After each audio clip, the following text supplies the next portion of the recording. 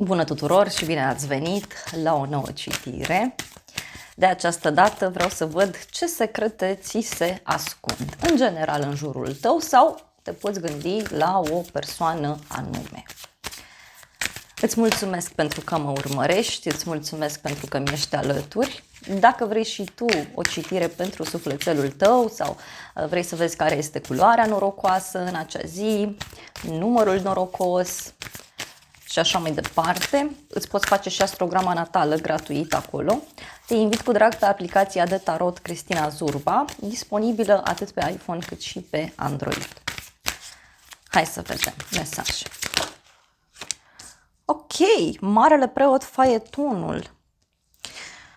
Ți se ascunde faptul că cineva își dorește foarte mult să vină către tine. Poate este vorba despre un personaj pe care tu îl respecti foarte mult. Ce mai văd aici este faptul că și oamenii din jurul tău, da, te respectă, ai foarte mult succes. Dar eu simt că aici este un mesaj special și anume că universul ăsta îți pregătește un succes foarte mare, îți pregătește o bucurie foarte mare în urma unui drum. Da? Mai poate să însemne și faptul că cineva ar vrea să se mute la tine sau cineva ar vrea să facă o schimbare în relația cu tine. Dar cert este că văd o persoană aici care se uită la drumul tău, cineva care te veghează, cineva care te protejează, simt eu să-ți transmit. E ca și cum înveți ceva aici. Lumea 8 de cupe.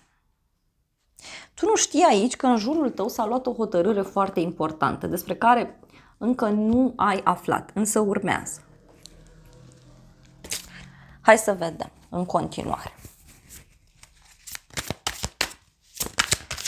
Ce secrete ți se ascund?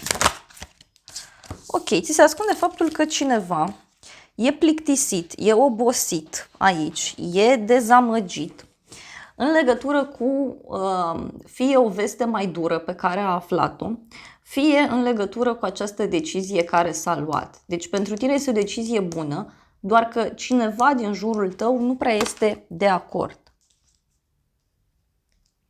cu așa ceva. Văd o persoană obosită, plictisită.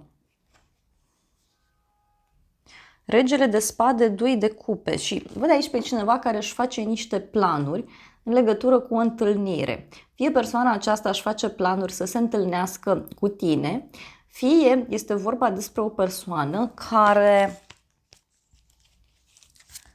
a pierdut poate în fața ta ceva anume. Hai să vedem ce ți se mai ascunde.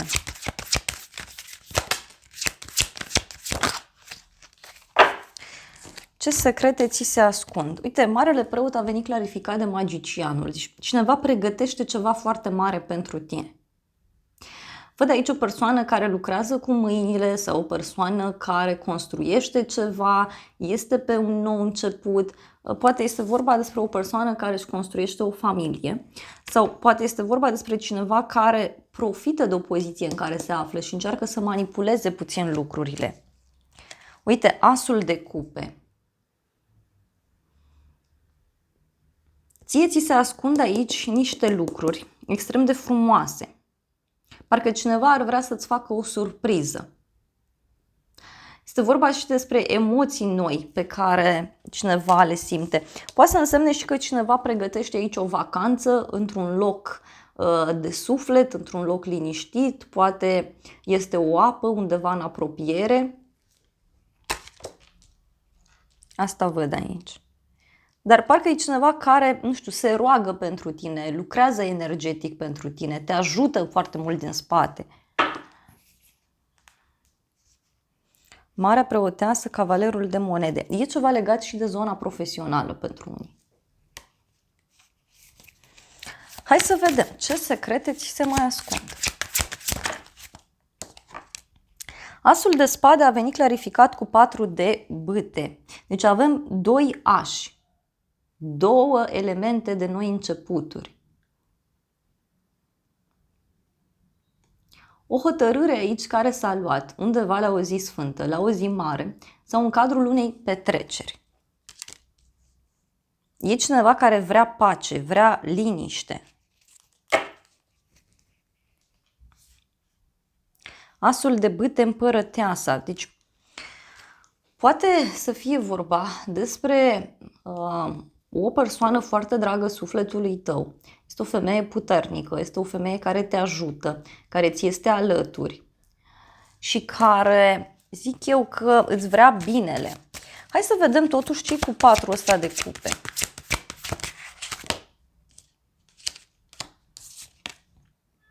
Patru de monede.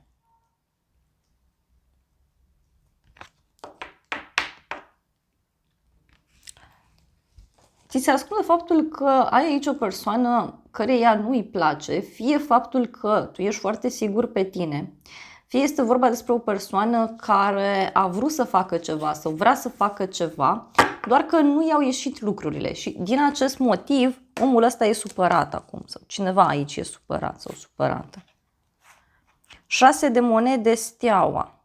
Parcă cineva ar vrea să-ți propună o colaborare. Să vedem 3 de spade, a ieșit temperanța, o conexiune cu zodia Săgetător. Văd aici o persoană totuși cu inima frântă, dar care fie vrea să se întoarcă la tine, fie ar vrea să repare ceva în această situație. Hai să mai vedem. Un împărat aici, deci din nou o altă persoană cu autoritate. Poate urmează să primești o veste importantă de la drum. Este o veste care ține de un șef, de o instituție publică, de o decizie foarte mare și avem un 5 de monede, diavolul, 5 de cupe, aoleu. Eu cred aici că cineva e trezit foarte puternic la realitate. Cineva începe să-și dea seama că relația nu mai poate funcționa așa sau ceva nu mai poate funcționa așa, cu niște obiceiuri toxice, cu o dorință mereu de a avea controlul, cu un abandon. E cineva care vine și pleacă sau o persoană care se simte abandonată. Poate chiar începe să-și dea seama cineva din jurul tău că situația în care se află îl poate afecta sau o poate afecta din punct de vedere medical. Bun. Hai să vedem mai departe. Văd un nou început aici. Uite, iar a ieșit acum asul de monede. Deci avem 3 cărți de noi începuturi. Fie universul ăsta îți pregătește ceva, fie oamenii din jurul tău se unesc pentru a te ajuta cu un anumit lucru. Asul de monede înseamnă o șansă, da, care ți se oferă, despre care tu încă nu știi. Un nou loc de muncă. Poate să însemne și stabilitate foarte puternică. Mai vreau o carte. Și roata destinului. Deci, dragilor, aici eu cred că universul conspiră cumva să facă niște schimbări. Schimbări benefice. Însă văd și o persoană care nu prea acceptă aceste schimbări sau poate nu este suficient de deschisă. Pentru că roata destinului, uite, vine cu o schimbare. Este o schimbare de direcție, este o schimbare bună. Acum, poate nici tu nu ești deschis. Dar cineva aici pregătește o transformare foarte puternică. Mai vreau o carte. Lumea. Da, deci cineva își pregătește eliberarea. Poate este vorba despre cineva care este supărat în legătură cu o călătorie îndepărtată, poate cineva care este supărat în legătură cu un succes, mai poate să însemne și cineva care te-a subestimat și acum persoana aceasta are regrete.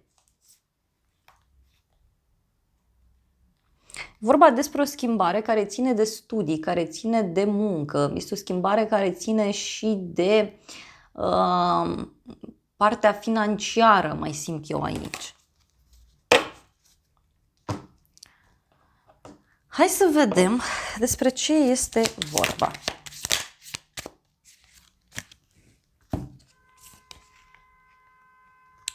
O excursie, o prietenă și o revelație. Deci tu nu știi aici că poate cineva, așa cum am zis, vrea să te invite undeva, într-o excursie, poate să plecați într-un weekend undeva.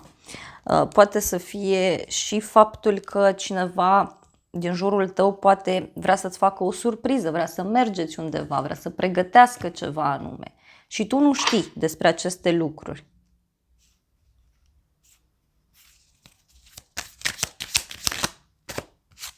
Avem căsătorie și tandrețe. Te ai un cuplu aici în jurul tău care se iubește foarte mult. Poate e cineva care își dorește căsătorie cu tine sau poate ai pe cineva în jurul tău care are o relație de cuplu extraordinar de bună și poate tu nu știi despre aceste lucruri. Este un impediment aici, da? Sau o persoană din jurul tău care și-ar dori foarte mult ideea de relație serioasă, ideea de căsătorie, doar că este teamă sau poate fi o persoană puțin încăpățânată. Și persoana asta se consultă, se sfătuiește cu cineva în legătură cu această surpriză pe care vrea să ți-o facă. E vorba de un succes foarte mare. Doar că acestei persoane văd eu că este teamă să nu fie prinsă într-o capcană.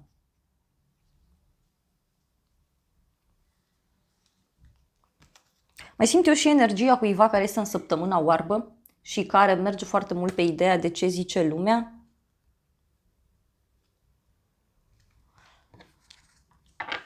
Fie este o persoană care vrea să-ți facă, nu știu, cunoștință cu cineva și tu nu știi și face totul aici. Că sunt niște cărți de destin, adică sunt niște lucruri în privința cărora tu nu prea poți să intervii. Avem o femeie blondă, o ceartă, o călătorie, o împăcare. Vei afla despre lucrurile astea fie de la această femeie, e o femeie cu părul mai deschis la culoare, fie e ceva ce ține de această femeie și are legătură cu un drum. Deci fie în urma unui drum, fie are legătură cu persoana asta de la drum.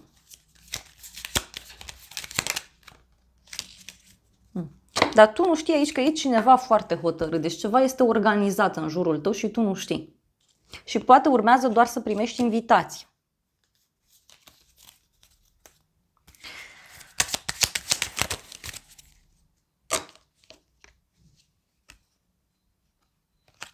Avem un obstacol aici.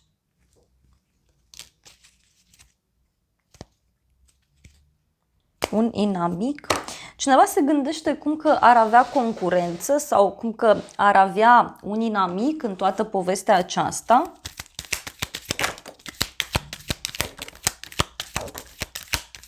Ce ți se pregătește? Avem așa, o veste onorabilă, un proces și o judecată în care primești o veste norocoasă.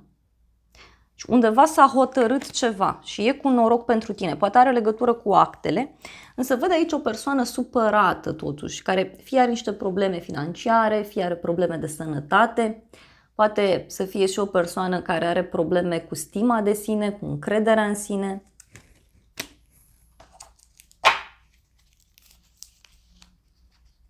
E aici cineva care vrea să te revadă.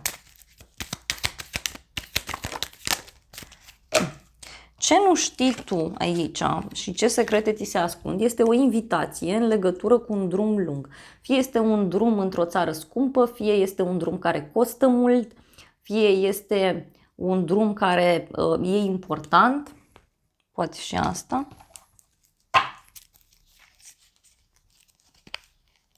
Doar că sunt niște certuri aici despre care tu nu știi. Și o persoană geloasă mai văd.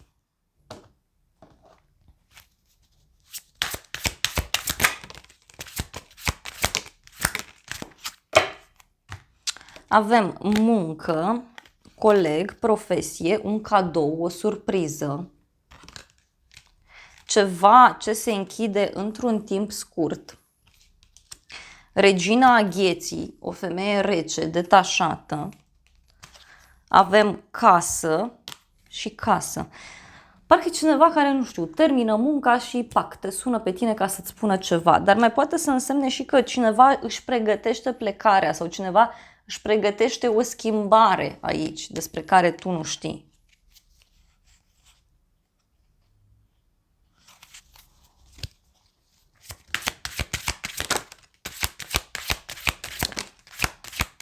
Tu nu știi, uite,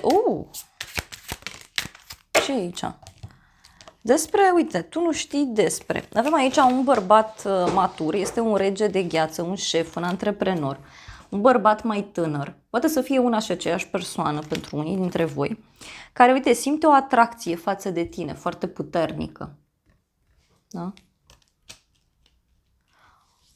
Mai poate să însemne și că cineva din jurul tău se folosește de niște prieteni pentru a-ți face o surpriză sau parcă cineva a arătat poze cu tine unui prieten sau unei prietene și persoana respectivă, știu eu, a zis niște cuvinte frumoase, cum că arăți bine, cum că ești o persoană cu o energie bună.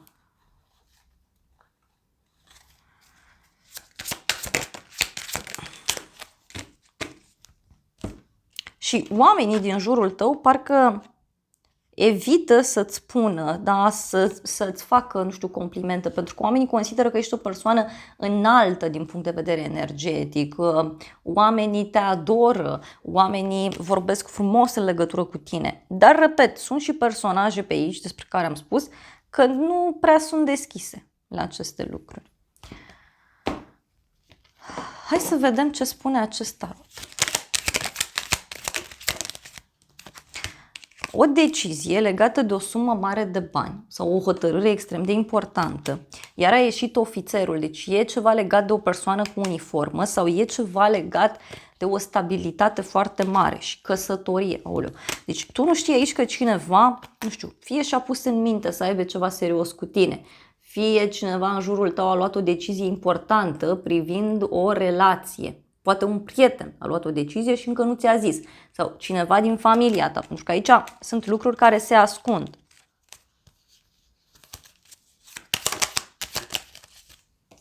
Am întrebat despre ce este vorba. Despre niște acte și despre un sfârșit. Deci aici tu nu știi că cineva a încheiat un anumit lucru sau urmează să închidă.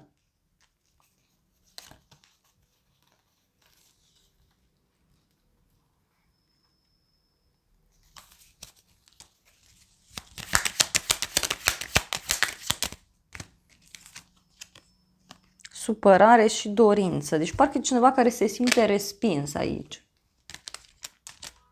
Da? Cineva care se simte respins. Cineva care suferă poate din dragoste în jurul tău.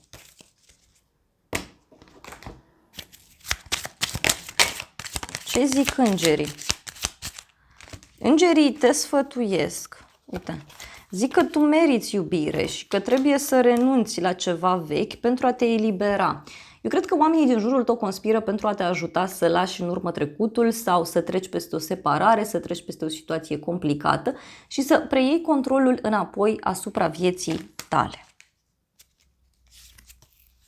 Uite, sunt oameni care vor să te ajute, vor să te însoare, vor să te mărite, vor să îți facă poate chiar cunoștință cu cineva, dar aici lucrurile se petrec foarte rapid și oricum ar fi, sunt niște cărți de destin aici care au apărut, niște arcane majore, care sunt foarte intense ca și energie și care nu prea, să zic așa, pot fi controlate, ca arcanele minore, care sunt activități din viața noastră de zi cu zi.